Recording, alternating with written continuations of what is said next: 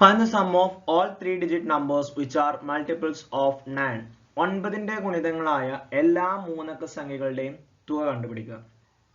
അപ്പോൾ ഇവിടെ ആദ്യം നമ്മൾ 9ന്റെ ഗുണിതങ്ങളായ എത്ര മൂന്നക്ക സംഖ്യകൾ ഉണ്ടെന്ന് കാണണം. ഇവിടെ നമുക്ക് n തന്നിട്ടില്ല, നമ്പർ ഓഫ് ടേംസ് തന്നിട്ടില്ല. നമ്പർ ഓഫ് ടേംസ് നമ്മൾ അത് കാണുന്നേ വേണം. അത് കാണണമെന്നുണ്ടെങ്കിൽ നമുക്ക് എന്തൊക്കെ വേണം? ഫസ്റ്റ് ടേമും വേണം, ലാസ്റ്റ് ടേമും വേണം, ആദ്യ പദം വേണം, അവസാന പദം വേണം. കാരണം n കാണാൻ ഇക്വേഷൻ എന്താ?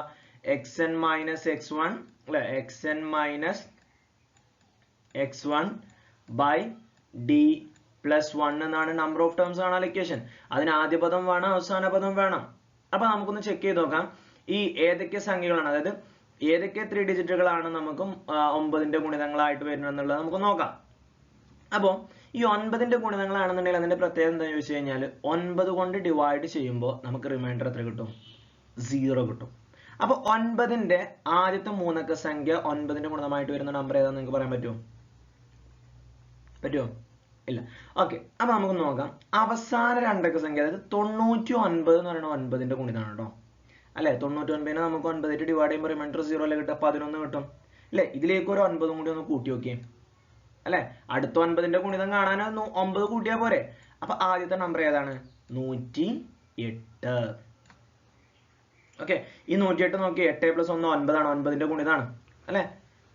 അത് നിങ്ങൾക്ക് അറിയോ എങ്ങനെയാണ് 9 കൊണ്ട് ഡിവൈഡ് ചെയ്യാൻ പറ്റുമോ നോക്കുക. സം ഓഫ് ഡിജിറ്റ് കൂട്ടുക. സം ഓഫ് ഡിജിറ്റ് കൂട്ടിയാൽ 9ന്റെ ഗുണിതം കിട്ടുകയാണെന്നുണ്ടെങ്കിൽ അതിന് 9 ആയിട്ട് ഹരിക്കാൻ പറ്റും. ഓക്കെ, അപ്പൊ ഇവിടെ ഫസ്റ്റത്തെ നമ്പർ കിട്ടിയ എത്രയാ? 108. ഇനി ലാസ്റ്റത്തെ നമ്പർ ഇവിടെ 999. നമ്മൾ ചെയ്ത് നോക്കാം നമുക്ക്. അതായത് ലാസ്റ്റ് ഡിജിറ്റ് കാണുന്നുണ്ടെങ്കിൽ 999നെ 9 ആയിട്ട് ഡിവൈഡ് ചെയ്താൽ മതി. ലാസ്റ്റ് മൂന്നക്ക സംഖ്യ എന്ന് പറയുന്നത് 999 ആണ് അല്ലെ. ലാസ്റ്റ് മൂന്നക്ക സംഖ്യ എന്ന് പറയുന്നത് 999 ആണ്. പിന്നെ 1000 നാലക്ക സംഖ്യയാണ്. 999നെ നമ്മൾ 9 ആയിട്ട് ഡിവൈഡ് ചെയ്യുമ്പോൾ നമുക്ക് കറക്റ്റ് എന്ത് കിട്ടും? റിമൈൻഡർ 0 കിട്ടും. ഉറപ്പാണ് അല്ലെ, 111 കിട്ടും, റിമൈൻഡർ 0. ഓക്കെ ആണല്ലോ. ഇനി നമ്മൾ നമ്പർ ഓഫ് ടേംസ് കാണണം. എത്ര ടേം ഉണ്ട്? ഇനി ഇവിടുത്തെ കോമൺ ഡിഫറൻസ് എത്രയായിരിക്കും? ഏത് സംഖ്യ കൊണ്ടാണോ ഹരിക്കുന്നത് ആ സംഖ്യയാണ് നമ്മളുടെ പൊതുവ്യത്യാസം. അപ്പൊ ഇവിടുത്തെ പൊതുവ്യത്യാസം എത്രയാണ്? 9ന്റെ ഗുണിതം എന്നാണ് പറഞ്ഞിട്ടുള്ളത്. അപ്പൊ ഇവിടുത്തെ പൊതുവ്യത്യാസം 9 ആണ്. Then n കാണാൻ ഇക്വേഷൻ, നമ്പർ ഓഫ് ടേംസ് കാണാൻ നേരത്തെ പറഞ്ഞു. xn minus x1 by d plus 1. xn എന്ന് പറഞ്ഞാൽ last term 999 minus 108 by 9 plus 1. ഇനി 999 108 കുറക്കുക. അപ്പൊ നമുക്ക് 999 108 ഇവിടെ കുറച്ച് നോക്കാം. നമുക്ക് 999 108 മൈനസ് ചെയ്യാം. 9 8 പോയാൽ 1 കിട്ടും. ഇവിടെ 9 തന്നെ കിട്ടും. 9 1 പോയാൽ 8, ദാറ്റ് ഈസ് 891. Then 891നെ 9 ആയിട്ട് ഡിവൈഡ് ചെയ്യണം. 891നെ 9 കൊണ്ട് ഡിവൈഡ് ചെയ്യാം അല്ലെ. 8 9 72, 9 81 വരും. 9 9 81. ഇനി ഇവിടെ 9 1 പോയാൽ 8, ഒരു 1 ഇവിടെ ഇറക്കി ചെയ്താണ്ട് അതിനെ ഇറക്കി എഴുതി. വീണ്ടും 9 9 81, then റിമൈൻഡർ 0.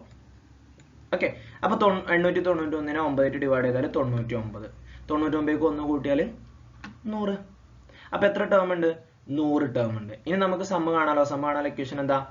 n/2 ഇൻറ്റു ആദ്യ പദം പ്ലസ് അവസാന പദം. ആദ്യ പദം നമുക്ക് കിട്ടിയിട്ടുണ്ട് 108 ആണ്, അവസാന പദം 999 ആണ്. പിന്നെ n എന്ന് പറയുന്നത് 100 ആണ്. അപ്പൊ 100/2 50 ഇൻറ്റു 108ക്ക് 999 കൂട്ടുക. ഇനി ഇതെങ്ങനെ ഹരിക്കുക? അതിൽ 50 0 ഒഴിവാക്കിയിട്ട് 1107നെ 5 കൊണ്ട് ഗുണിക്കുക. ഓക്കെ, 7 5 35ക്ക് 5 വരും, റിമൈൻഡർ 3. 0 × 5 0, അപ്പൊ റിമൈൻഡർ 3 ഇവിടെ വരും. Then orange 5 orange 5. എന്നിട്ട് ആ മാറ്റി വെച്ച 0 ഉണ്ടല്ലോ, അത് ഇവിടെ ഇട്ട് കൊടുക്കുക. ഓക്കെ, അപ്പൊ 55350. ഇതാണ് നമ്മളുടെ സമ്മ്.